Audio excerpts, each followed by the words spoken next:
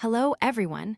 Welcome to 3R Reason, a channel dedicated to sharing knowledge for holistic self-development through great books. Have you noticed? At some point, many of us started accepting well-intentioned lies in communication, leadership, and work. When you carefully point out a mistake to your boss, you might get criticized in return. When you offer advice to friends or colleagues, you might receive anger or displeasure, simply because you spoke a harsh truth. So, you regret speaking the truth and start choosing to lie to make others more accepting. You don't want to offend anyone or jeopardize your relationships. You consider these well-intentioned lies and even believe them to be effective communication. But a lie, in the end, is just a lie. It only helps us avoid problems and never truly solve them. It's precisely this habit of treating lies as a shield that prevents many of us from facing the truth, leading to much suffering, conflict, and low effectiveness in communication and work. Take the example of why the Nokia empire collapsed. A study from the INSEAD Business School in Europe revealed that Nokia's downfall was due to its leaders building excessively strong personal monuments.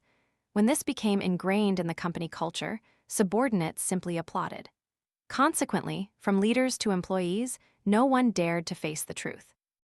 They failed to see the existing problems and limitations, leading to collapse in all aspects of life, from families, between parents and children, spouses, to businesses, governments, and nations. People often shy away from facing the truth, and when communicating with those who cannot speak truthfully, both sides end up in arguments, quarrels, resentment, and mutual attacks. So, how can truth be spoken gently? How can we convey unpleasant truths yet have the other person happily accept, share, and be open to change, leading to a win-win situation? How can we truly achieve effective communication, especially in difficult conversations? Today's book, which we want to share, will provide you with a method for speaking truthfully, helping you overcome the fear of honesty and eliminate communication barriers in work and life, thereby improving your relationships. Today's sharing is titled, How to Speak Based on Truth, drawing from a very useful communication book by Marky. He is among the top 30 leading experts in the world on leadership capabilities, the founder of Leadership IQ, and referred to by media as an expert on employee engagement issues. Since the author is a leadership training expert, most examples in this book are applied to corporate settings, between bosses and employees, or among colleagues. However, I believe it can also be fully applied within families, helping parents avoid turning conversations about truth with their children into impositions or blame, or in school settings, especially for those involved in group work. Now, let's begin today's content. First, we need to understand what prevents you from facing the truth. Here are 4 things that kill the truth. The first is ignorant but confident . There's a saying, if a person has no prejudice, however foolish they may be, they can still understand the most difficult problems. But if a person believes they fully understand the problems before them, with no remaining doubts, no matter how intelligent they cannot understand even the simplest things. This is the Dunning-Kruger effect, and almost everyone suffers from various illusions about their own abilities, always rating themselves higher than their actual level of reality perception. The more ignorant one is, the less they know their own ignorance. The more foolish one is, the less they know their own foolishness. And when one is ignorant yet very confident, coupled with their past experiences differing from others, we easily fall into the next trap that obscures truth in communication: perceptional differences . There's a story about a Jin emperor who, upon hearing that his subjects were starving, asked his ministers, "Why don't they eat meat porridge?" It sounds ridiculous, doesn't it? But it's a ridiculous thing that almost everyone falls victim to. Different circumstances naturally lead to different perceptions of truth, yet when we talk, we rarely pay attention to these differences. This is why perceptional differences cause difficulties in communication. You don't think that way, but you're forced to. At this point, you develop a third factor that kills the truth: psychological resistance . In psychology, there's a term called cognitive dissonance. It's like a fox wanting to eat grapes but unable to reach them. When it intensely desires something it cannot have, it experiences cognitive dissonance, so it forces itself to believe the grapes are sour and it doesn't want to eat them. A mother who is told she did something terrible to her child, but she always believed herself to be a loving mother, will experience cognitive dissonance. She will feel pain. To avoid this internal conflict, she must find a reason to prove she is right. A lie, continuously told, eventually becomes truth. Humans often suffer from illusions about the truth to prevent their perceptions from conflicting, thus deceiving themselves. But unfortunately, the more they deceive, the more conflicted and troubled they become in communication. The final factor that obscures the truth is when people encounter asterisk conflicts of interest and don't want to face the truth. This is similar to the case of Dr. Barry Marshall in 1982. He discovered the HP bacteria caused stomach ulcers, but everyone disbelieved him. Even when he experimented on himself, intentionally infecting himself by drinking a soup full of these bacteria and developing bad breath and stomach pain, no one acknowledged his proof. It took 23 years before he was awarded the Nobel Prize. Why did it take 23 years to solve the problem? Because before that, many pharmaceutical companies had produced a large quantity of ulcer medications that were completely ineffective. Therefore, if HP bacteria were recognized as the cause, they would lose all their profits, so they tried every means to blind people to the truth.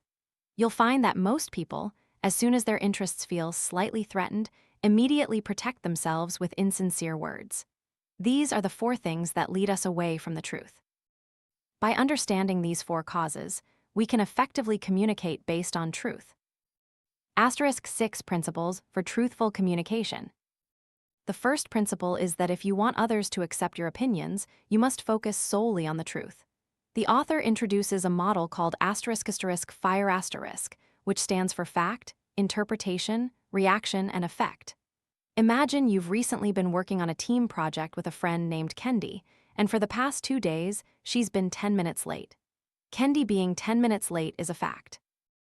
But here, we need to pay attention to the structure of the human brain.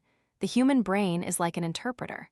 It doesn't necessarily interpret the world's actual images, but can create different perceptions of the world for us.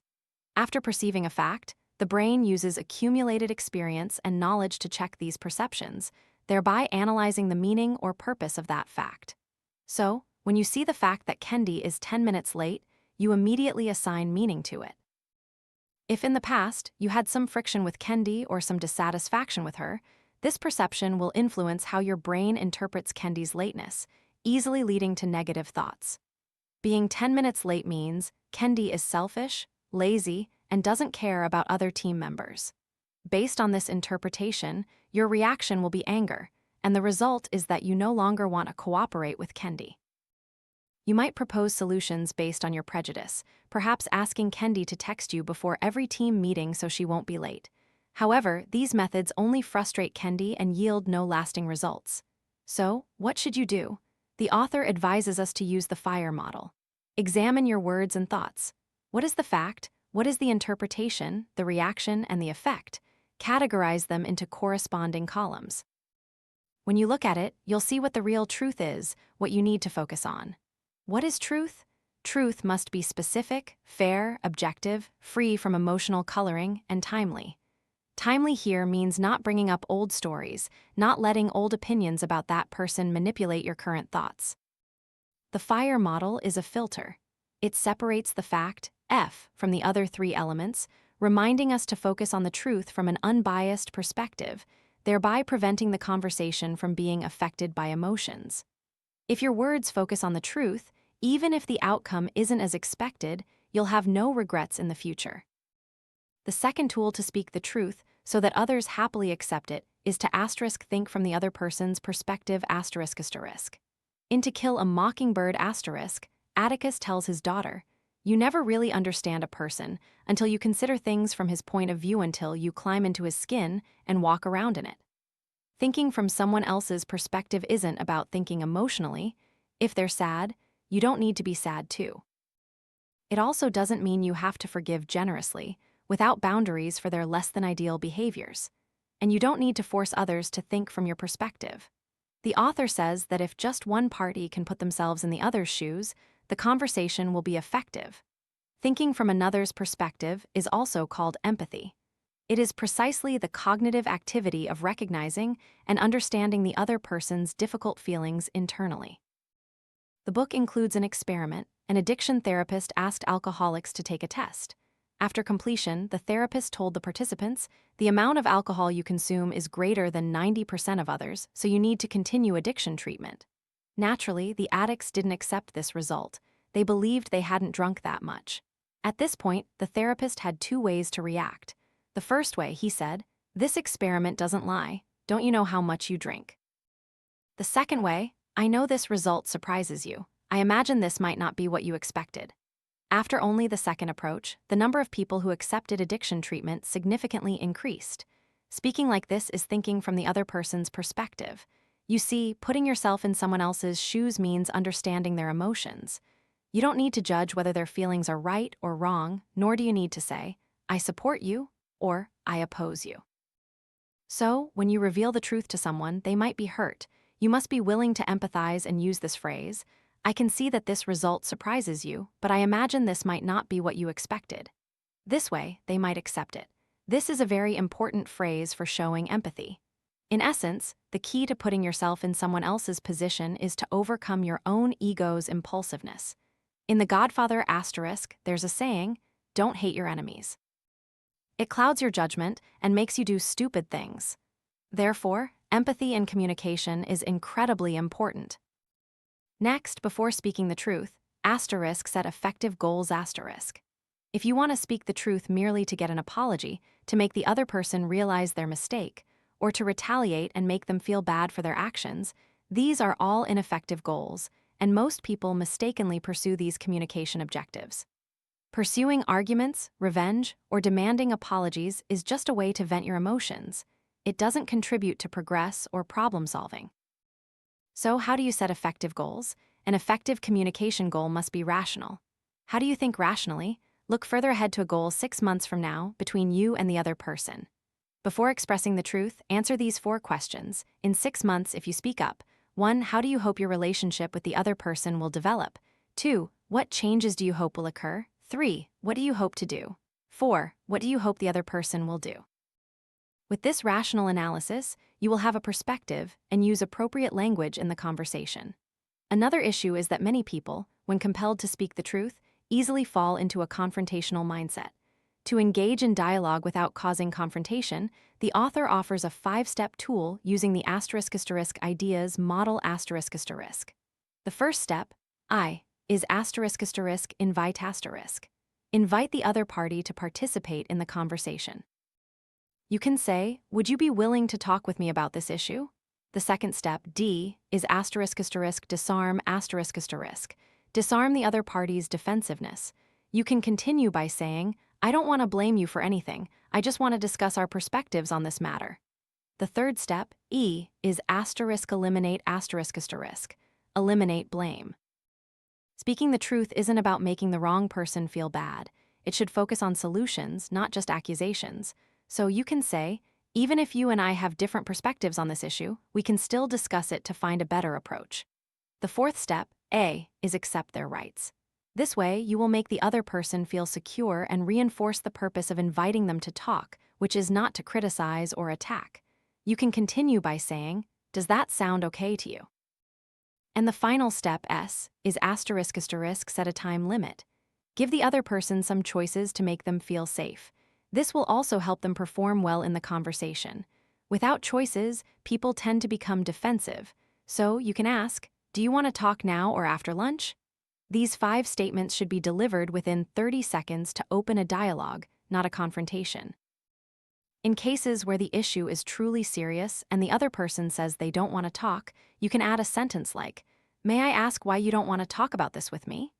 If things turn bad, if the other person truly gets angry or says something that angers you, you need to pause for 1 second. Think about whether you can take other remedial actions.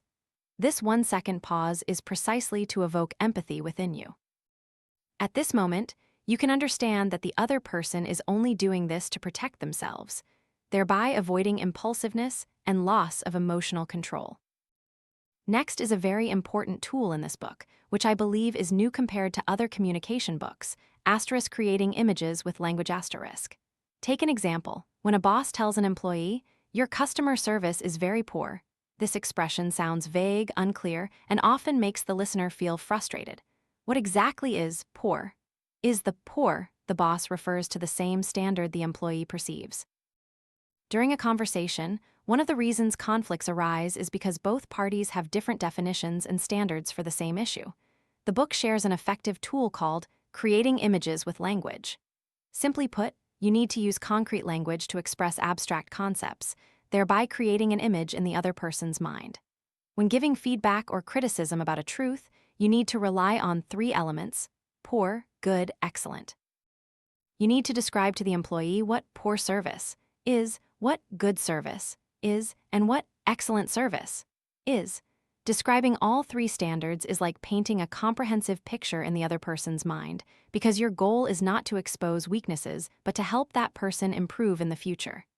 Don't forget that a person cannot listen to harsh truths because their heart cannot tolerate cognitive dissonance. Therefore, when a complete picture of poor, good, and excellent standards appears in their mind, they will instinctively seek to adjust when they haven't truly performed well. Finally, the last tool in truthful communication is structured listening. When you start experiencing cognitive dissonance internally, thoughts of blame, anger, or feeling wronged just because you heard the other person speak the truth to you, that's when you need to focus even more on listening. Listening is a crucial part of a complete structure for truthful conversation. This structure has 3 steps: opening, listening, and confirming. That is, in the first step, you need to use the ideas method to open the conversation with the goal of making the other person willing to talk to you. Step 2. When the dialogue begins, you must know how to listen. After extensive practical research, the author has compiled several phrases.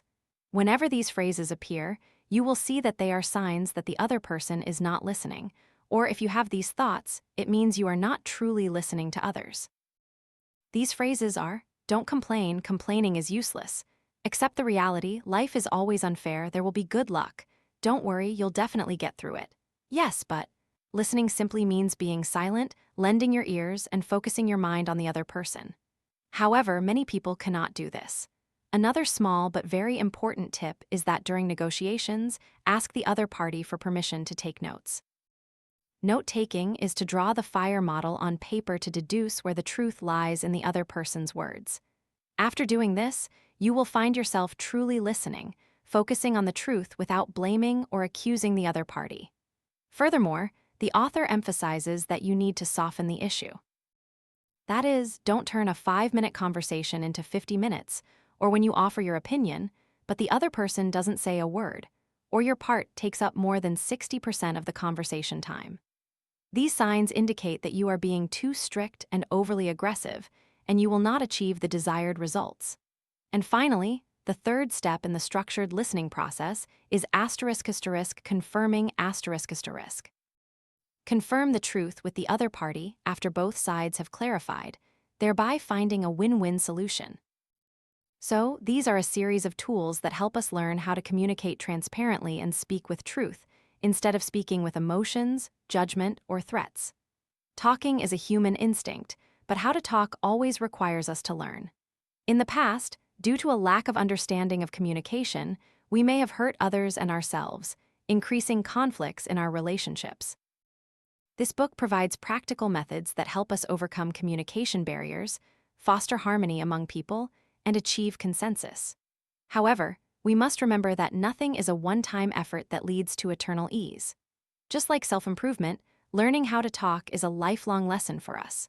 I hope both you and I can learn and apply these methods in real life so that we can always face the truth when communicating, no longer controlled by our biased egos and emotions. From there, we can speak truthfully and transform complicated things into simple ones. Thank you for listening.